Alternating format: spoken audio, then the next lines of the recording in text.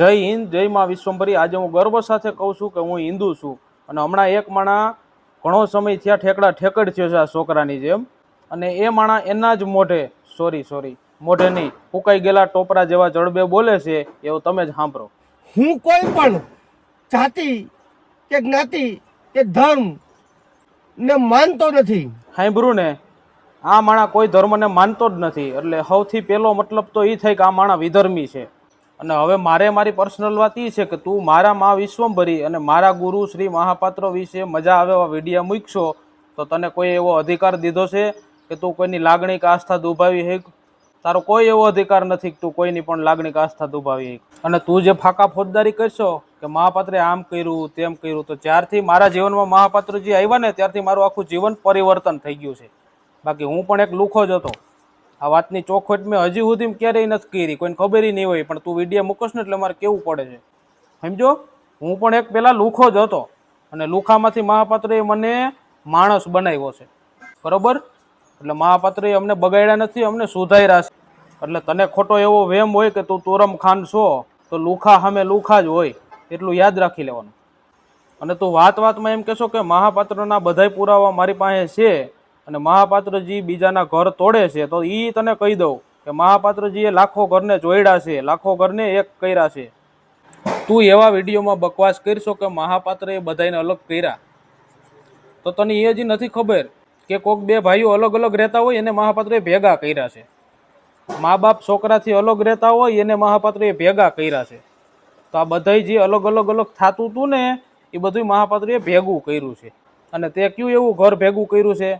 તારી પાસે કઈ પ્રૂફ પુરાવો હોય કે તે કોઈ પણ માણસ અલગ રહેતો હોય એને ભેગો કર્યો હોય તો તું પ્રૂફ બતાય। અને તારે એ પ્રૂફ જોતું હોય મહાપાત્રનું કે ભેગા કર્યા છે, તો તું આવી મારી પાસે, હું તને બતાવું પ્રૂફ। અને તે કોનું ઘર જોડ્યું એ કે મને પહેલા। અને તું એટલો બધો જો પાણીયારો હોય તો પોલીસ સ્ટેશનમાં ફરિયાદ કરતો એની જાની, આખા ગામમાં પાડાની જેમ ભાં ભરવાની શું જરૂર પડે છે તારે? તો તું મારા જેવા ધાર્મિક માણસની આસ્થા અને લાગણી દુભાવશો અને તું ફેસબુક અને સોશિયલ મીડિયામાં વિડીયા બનાવીને બનાવટી વિડીયા બનાવીને લોકોને તું ગેરમાર્ગે દોરશો અને તારું ફ્રેન્ડ ફોલોઈંગ વધારવાના તું જે કાવતરા કરશો એના પેલા સત્ય હકીકત શું છે એ તું પેલા જાણી લે, પછી ગામમાં ભાંભરજે। બાકી તો આ જે બનાવટી વિડીયો બનાવીને જે અપલોડ કરશો એમાં લાખો લોકોના દિલ તો દુભાય જ છે, પણ મારું દિલ દુભાણું ને એટલે મને પેટમાં દુખ્યું। અને અમને અમારી મહાપાત્રજીની જે મર્યાદા શીખવાડી છે ને અમને ઈ આડી આવતી હોય, એટલે અમે સાનું મુના બેઠા હોય। મારી ખૂબ લાગણી દુભાણી છે માત્ર ને માત્ર તારા લીધે। એટલે તું આવા ખોટા અને જે પાયા વિહોણા આક્ષેપ કરશો એટલે હવે તું જે ભાષામાં વિડીયો અપલોડ કરીશ ને એ જ ભાષામાં હું એક હિન્દુ તરીકે અને મા વિશ્વંભરીના ભક્ત તરીકે તને જરૂર જવાબ આપીશ। તારાથી થાય એ કરી લેજે। અને તું એમ કહેશો કે મહાપાત્ર આમ છે ને તેમ છે, તો મહાપાત્રએ તો હજારો સદકાર્ય કર્યા છે, કર્મનો સિદ્ધાંત બતાવ્યો છે, ઘરમાં કેવી રીતના રહેવું, વ્યવહારમાં કેવી રીતના રહેવું, એ બધું શીખવું છે। તે કોને શું શીખવું? અને બાકી મહાપાત્રએ તો જે કાર્ય કર્યા ને જગજાહેર છે, બધાને ખબર છે કેટલા સદકાર્ય કર્યા છે। આસો મહિનાની નવરાત્રી તો આપણે પૂજનીય હોય જ, પણ ચૈત્રી નવરાત્રી ઉજવનાર છે ને પેલા મહાપાત્ર છે। તે માત્ર ભાષણ અને માણસોને ભડકાવવાના કાર્ય કર્યા છે। તારા જોયા બધાય મેં વિડીયા, એમાં બધાય વિડીયા ભડકાવવાના જ કામ કરે છે, એમાં એવું સાબિત થાય છે એમાં। અને તું એમ કહેશો કે આદિવાસી સમાજ એરે આમ કર્યું ને તેમ કર્યું ને 500 જણા ગયા હતા ને 700 જણા ગયા હતા, એટલે તું આદિવાસી સમાજને પણ ગેરમાર્ગે દોરો, આદિવાસી સમાજને પણ તું અપમાનિત કરસ। તો આદિવાસી સમાજનું નામ લઈને આ માણસ પોતાના રોટલા શેકે છે, તો આદિવાસી સમાજે પણ આવા વિધર્મીઓનું ધ્યાન રાખવાની જરૂર છે। એટલે અમારા મા વિશ્વંભરી અને શ્રી મહાપાત્ર સત્ય છે, સત્ય એ સત્ય જ રહેવાનું હોય, પણ જ્યાં સત્ય હોય ત્યાં લવિંગિયાઓનું કાંઈ આવે નહીં, ખાલી સુરસુરિયા થાય। તું એવા વેમમાં છો કે હું ચારિત્ર ઉપર ટિપ્પણી કરું અને હું ફાવી જાઉં, તો એ તારી વાત ખોટી છે। તારા જેવા કેટલાય આવ્યા ને કેટલાય વયા ગયા ને હજી કેટલાય આવી છે ને કેટલાય વયા જાય। અને તું એક બેનને મર્યાદા શીખવાડતો તો તારી મર્યાદા જોઈ ભાઈ મેં। તું છે ને જે લોકો લોકનાટ્ય કલા રજૂ કરીને જે પોતાનું ગુજરાન ચલાવે છે ને એ લોકોનો પણ મોટો વિરોધી છો। જો આ કોમેન્ટ વાંચો તમે, આ કોમેન્ટમાં આ વિધર્મી, આ માણસ, હા તને જ કહું છું, ભવાયા શબ્દથી તે અપમાનિત કરેલી ટિપ્પણી કરી છે, જોઈ લે। અને તમે બધાય આજે કોમેન્ટોના જવાબ દે છે ને આ માણસ, એના તમે જવાબ જોવો, વાંચો પહેલા તમે બધાય, એટલે એના સંસ્કાર તમને ખબર પડશે. કોઈ પણનો બનાવી બનવાનો બહુ શોખ છે આને. આ છે આવડા આના સંસ્કાર. તેથી ઓલા બેન શીલાબેન છે ને એના સંસ્કારની વાતો કરતો હતો કે તમે મને અપમાનિત કર્યા છે. જોયું ને બધુંય? હવે તો ઘણાય છે એના સ્ક્રીનશોટ. એટલે તું રોડ ઉપર કોઈ પણ જગ્યાએ ગાડી ઊભી રાખીને વિડીયા બનાવીને જે મા વિશ્વંભરી વિશે અમારા ગુરુ શ્રી મહાપાત્રજી વિશે વિડીયા બનાવીને મન ફાવે એમ બકવાસ કરીને તું મેલી દેશો, તો હવેથી તું જે બ્રહ્માસ્ત્રનો ઉપયોગ કરોશ ને એ બ્રહ્માસ્ત્રનો ઉપયોગ હું પણ કરીશ અને ડાયરેક્ટ સીધું આવશે, પછી કહેતો નહીં. અને તું એમ કહેશો કે હું બાબા સાહેબ આંબેડકરનો વંશજ છું.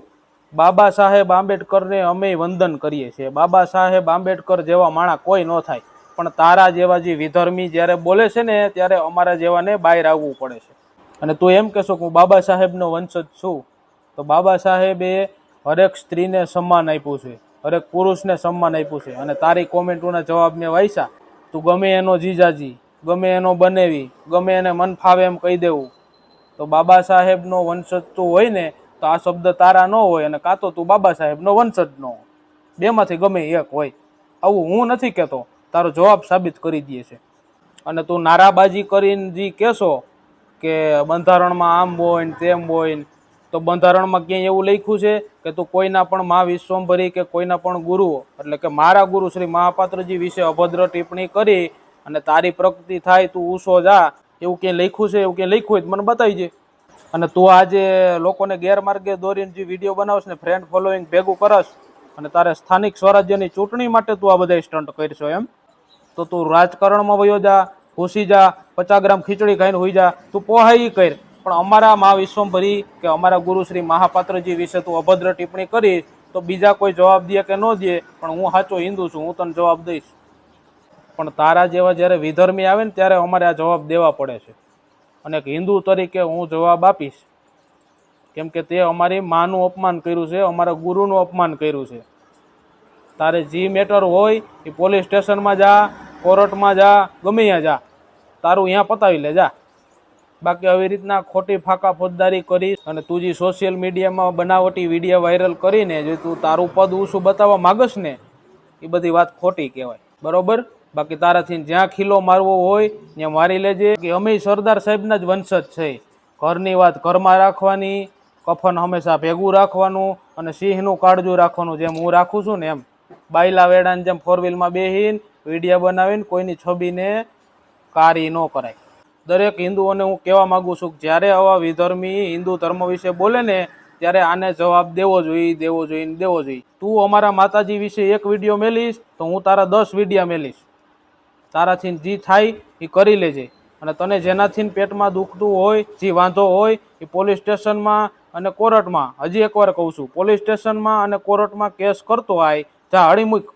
બાકી તને ખબર જ છે. ના ના સોરી તને નહીં ખબર હોય, કેમ કે તું વિધર્મી રહ્યો કે નહીં. હજી એકવાર સાંભળો, આ પોતે એમ કહે છે, હું નથી કહેતો. હું કોઈ પણ જાતિ કે જ્ઞાતિ કે ધર્મ ને માનતો નથી. રેડી? રાવણનું અભિમાન નથી રહ્યું, મહાભારતય થઈ ગઈ, રામાયણ રચાઈ ગઈ, ભવિષ્યમાં પણ કંઈક સારું કાર્ય થાય.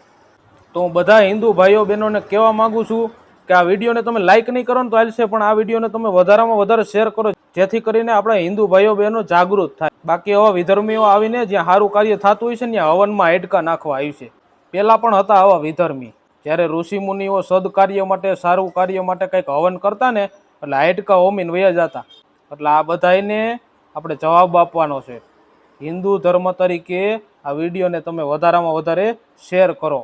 અને તું તારી જાતને સિંહ સમજતો હોય અને બરાડા ફૂંકતો હોય વિડીયો બનાવીને, તો જંગલમાં એક જ સિંહ ન હોય, અમુક મોટા પથ્થર આડા હંતાઈને બેઠા હોય, તો એ બહાર નીકળે ને તે તારા જેવાને ભીંહ પડી જાય.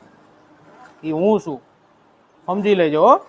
હવે આ વિડીયો તારા સુધી પૂછશે ને એટલે તું પાછો એવો વિડીયો બનાવીશ કે કોકના કહેવાથી વિડીયો બનાવે છે, તો તને એ પહેલાં ચોખવટ કરી દઉં કે આ વસ્તુનું પેટમાં મને દુખ્યું છે. તે મારા વિશ્વંભરીમાં અને મારા ગુરુ શ્રી મહાપાત્રજી વિશે ટિપ્પણી કરી છે, એટલે મારે બોલવું પડે છે. અને હું એક હિન્દુ છું, સાચો અને ઓરિજિનલ હિન્દુ હોય ને એ જ આવી રીતના આમ બોલી શકે, બરોબર? એટલે એવા વેમમાં ન રહેવું. મારી લાગણી દુભાણી એટલે મેં વિડીયો બનાવ્યો છે, એટલે એટલું યાદ રાખી લેવાનું.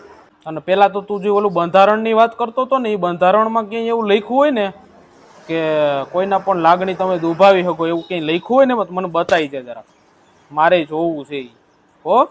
અને છેલ્લે મારે તને કઈ વધારે નથી કેવું, એક મફતની તને સલાહ આપી દઉં, જેમાં એક રૂપિયાનો ખર્ચ નથી. ભગવાનનું નામ લેવાય, તબલા વગાડાય, મંજીરા વગાડાય, 50 ગ્રામ ખીચડી ખાઈને હુઈ જવાય, પોહાય કરાય, પણ સત્ય હમે ન પડાય. બાકી તો જય સરદાર, જય માં ભવાની, જય હિન્દ, જય ભારત, જય માં વિશ્વંભરી, જય શ્રી રામ.